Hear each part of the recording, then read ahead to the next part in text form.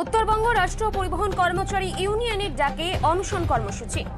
Uttarbanga state transport কর্পোরেশনের বেহাল অবস্থা ও কর্মচারীদের ন্যায্য দাবি দেওয়া পূরণের জন্য আগামী 21শে আগস্ট কর্মীদের এক দফা অনশন কর্মসূচির ডাক দিয়েছে Uttarbanga state transport employees union Siliguri জেলা শাখা।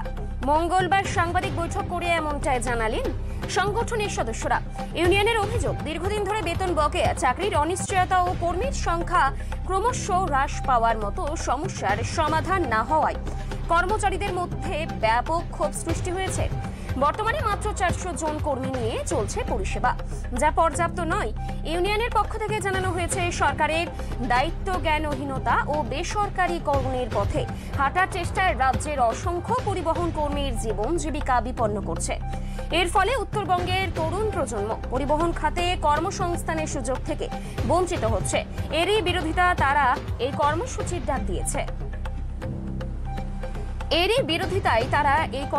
ডাক দিয়েছেন। বাধ্য হয়েছি যে আপনাদেরকে এখানে ডাকতে, এবং বিষয়টা হচ্ছে সমস্ত যে আমাদের এই সংস্থা north Bengal state transport corporation, যেটা এখন প্রায় ধ্বংসের মুখে চলে যাচ্ছে। হয়তো আপনারা রাস্তায় দেখছেন কিছু গাড়ি দেখা যাচ্ছে, সবুজ ওই কালারের, আকাশি কালার, এই কালারের গাড়ি দেখা যাচ্ছে, কিন্তু বর্তমান যে পরিস্থিতি আছে, মায়ের সাহেবের কিছু সংবাদপত্র ওঠে যে পরিস্থিতি, তাতে করে এই সংস্থা আর তো ঘুরে দাঁড়ানো দূরের কথা, এটা ধ্বংস পথে চলে আছে। এনবিএসসি থাকবে কিনা, আর এটা এই নামটা থাকবে কিনা, এটা একটা সুন্দর। এই কারণেই বলছি যে আমাদের এই নর্থ বেঙ্গল স্টেট ট্রান্সপোর্ট এই রাজার আমলে 3টে গাড়ি নিয়ে হয়েছিল, এবং পরবর্তী সময়ের রাজারা, কুচবিহার রাজারা এটাকে আমাদের ভারত সরকারের হাতে দেয়। তারপরে রাজ্য এটা অধিগ্রহণ করে এবং এটা বড় জায়গায় নিয়ে যায়। এবং 1988, 89, 90 থেকে 96 বিপুল পরিমাণে বাস এবং বিপুল পরিমাণে কর্মী এখানে কর্মসংস্থানের সুযোগ হয়েছিল, এবং যার ফলস্বরূপ এতদিন চলল। কিন্তু বর্তমান সময়ে 2011 সালের পর একটা সরকার পরিবর্তনে আসে এবং একটা পাইলট প্রজেক্ট হিসাবে আমাদের ইউনিয়নকেও ডাকে, অন্যান্য ইউনিয়নকেও ডাকে যে একটা প্রজেক্ট করবেন, করে ভালো যাতে হয়। কিন্তু আমরা সেই সময় সন্দেহ প্রকাশ করেছিলাম যে প্রজেক্টটা কী হতে যাচ্ছে। আমরা দেখলাম যে ভিআরএস দিয়ে দেওয়া, আস্তে আস্তে আস্তে আস্তে কর্মী যে 6500 শ্রমিক কর্মচারী যারা স্থায়ী কর্মী ছিল, এরা আস্তে আস্তে নামিয়ে নিয়ে এসে এখন বর্তমান সময়ে 400-র নিচে। তাহলে কী অবস্থাটা! এবং এখন প্রায় 3-4 ধরনের কর্মী এখানে আছে, কে সরকারি কর্মী, কে কন্ট্রাকচুয়াল, কে ঠিকাদারের পদ্ধতি, এটা আমাদের কাছে আমরা বুঝে উঠতে পারছি। তো এই করে করে আজকে আমাদের এই নর্থ বেঙ্গল স্টেট ট্রান্সপোর্টটাকে একেবারে ধ্বংসপথে। এবং এটা করাই হয়েছিল এই কারণে যে আমাদের এই উত্তরবঙ্গের যারা বেকার যুবরা আছে, তাদের কর্মসংস্থানের সাথে সুযোগ বাড়ে। সেই সুযোগ তো দূরের কথা, এখন এই সুযোগ থেকে বঞ্চিত হচ্ছে আমাদের এই উত্তরবঙ্গের ছেলেরা। এবং দেখবেন এই একটা সংস্থা যেখানে কোনোদিন বেতন কোনো জায়গায় আমরা দেখিনি কমেছে। আমাদের এমন একটা সংস্থা যেখানে হচ্ছে আমরা দেখলাম যে বছরখানেক আগে 2000 টাকা করে বেতন কমিয়ে দেওয়া হলো, যে যারা কন্ট্রাক্ট বেসিকে যারা আছে কাজ করছেন, তাদের 15,500 টাকা থেকে 13,500 টাকা করে দেওয়া হলো। এটা নিয়ে এখনো আন্দোলন চলছে, কেস চলছে। এবং বর্তমান সময়ে একটা সবচেয়ে ভয়ঙ্কর যে কাজটা করেছে, যেটা হচ্ছে রাজ্য সরকারের একটা যে ড্রাইভার যারা আছেন রাজ্যের বিভিন্ন ডিপার্টমেন্টে, তাদের একটা বেতন বৃদ্ধির একটা সার্কুলার জারি করেছে। সেই সঙ্গে আমরা বহু লড়াই আন্দোলন করেছিলাম, এবং একটা এখনো অবধি সেই আমাদের এনবিএসসি শ্রমিক কর্মচারী যারা আছে, আমাদের এখানে শুধু ড্রাইভার না, আমাদের এখানে কন্ট্রাকচুয়াল কন্ডাক্টর, মেকানিক এবং ড্রাইভার আছে। তো আমরা সেই বলছি শুনলাম নাকি তাদের কিছুটা বৃদ্ধিভাবে ড্রাইভার হয়েছে, এবং সেটাও আবার সরকারের অনুমতি দ্বারা সেটা সংস্থা দিচ্ছে।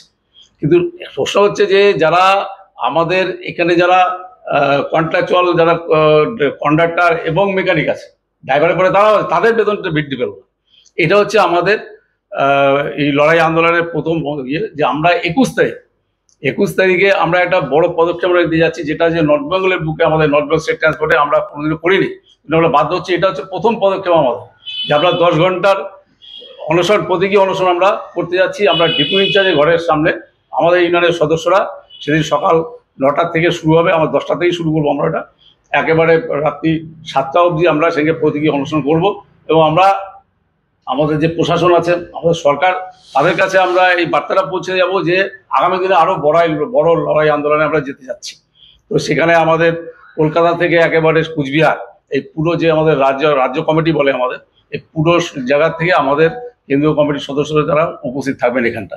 এটার জন্যই আজকে আমাদের বিভিন্ন দাবি বা ভিত্তিতে আজকে আমাদের এই সাংবাদিকটি বাস চলাচল বন্ধ থাকবে না। বাস চলাচল আমরা বাসটাকে স্বাভাবিক রেখেই আমরা এটা করছি। আমরা আমাদের যারা শ্রমিক কর্মচারী আছে আমরা সবাইকে আমরা ইয়ে করছি না, আমাদের একটা অংশ আমরা ওখানে অংশগ্রহণ করবো, বাদ বাকি যাতে পরিষেবা বন্ধ না হয়, মানুষের যাতে অসুবিধা না হয় তার ব্যবস্থা আমরা করেই আমরা আন্দোলনটা করবো। আপনি বলছেন যে খুব খারাপ অবস্থা উত্তরবঙ্গ রাষ্ট্রীয় পরিবহন সংস্থা, এদিকে দেখা যাচ্ছে মুখ্যমন্ত্রী নতুন নতুন বাসের উদ্বোধন করবেন, তাহলে দেখা যাবে এই বাসগুলো বন্ধের মুখে। এবং দেখবেন এটা আলিপুরদুয়ার, কুচবিহার, শিলিগুড়ি এবং মালদা এই 4 জায়গা থেকে করা হয়েছিল, কিন্তু বর্তমান সময়ে যা অবস্থা তাতে এটা বন্ধের মুখে যাচ্ছে। আগামী কয়েক মাসের মধ্যে এটা ফেরতই চলে যাবে। কেন? আমরা প্যাসেঞ্জার নেই, চালাতে পারছে না, বেসরকারি বাসগুলো চলছে। বেসরকারি বাস চলছে, সেই পরিকল্পনা নেই আমাদের north Bengal state transport corporation প্রশাসনের, সরকারের সেই পরিকল্পনা নেই। এই যে নতুন এসি বাসগুলো চালু হচ্ছে সেগুলো কি বন্ধ হবে? অবশ্যই বন্ধ হবে। এবং সবচেয়ে ভয়ঙ্কর যে বিষয়টা, যে আপনারা জানেন কিনা জানেন না, যে এই কিছুদিন আগে একটা টেন্ডার ডাকা হয়েছে, এই যে নতুন বাসগুলো যেগুলো আসছে বর্তমান সময় আসছে, সেই গাড়ি আমরা চালাতেই পারলাম না, সেই বাস অলরেডি চলে গেছে হচ্ছে টেন্ডার ডেকে, মানে ব্যক্তিগত মালিকানাধীনের কাছে চলে গেছে, যেটা আমাদের কাছে খবর আছে। রাজ্য সরকার বলছে যে নর্থ বেঙ্গল স্টেট ট্রান্সপোর্ট যে পুরো লাভে চলছে, কোনো লস নেই। না, এটা টোটালটাই একেবারে মিথ্যার উপরে চলছে।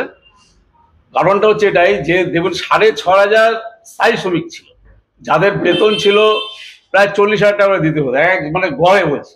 এখন সেখানে আপনার মাত্র 3,500 কন্ট্রাকচুয়াল কর্মী দিয়ে চালানো হচ্ছে, যাদের বেতন হচ্ছে 11,500 টাকা, 13,500 টাকা। এবার হিসাব করুন কি পরিস্থিতি চলছে। কোনো লাভ বলে সরকার যেটা বলছে, তাহলে আমাদের কথা সেই লাভটা দেখাক না, মুখে বললে তো হবে না।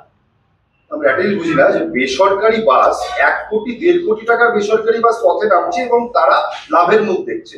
সেখানে এনবিএসটিসি তেও 1 কোটি টাকা 1.5 কোটি টাকার বাস পথে নামছে, কিন্তু এনবিএসটিসি কেন লাভের মুখ দেখছে না? এনবিএসসি লাভের মুখ দেখছে না, আমরা যেটা মনে করি যে একটা অভাব আছে, পরিকল্পনার অভাব, পুরোপুরি পরিকল্পনার অভাব, যে এখানটা প্রাইভেটকে একটা সুযোগ করে দেওয়া যায়। কারণ আমরা এটা লক্ষ্য করেছি যে আমরা যে রুটগুলো চালাই, প্রথম শুরু করি, পরবর্তী সময় আমাদের প্রশাসন এই গাড়িগুলো বন্ধ করে দিয়ে প্রাইভেট গাড়ি ওখানে চালাচ্ছে। যেমন রাঁচি বলুন, এই আজকে আপনারা দীঘার কথা বললেন, এই দীঘা কিন্তু একসময় চলতো আমাদের, নতুন না কিন্তু, এটা চলতো আমাদের, সেই বাসটা বন্ধ হয়েছিল দীর্ঘদিন আগে।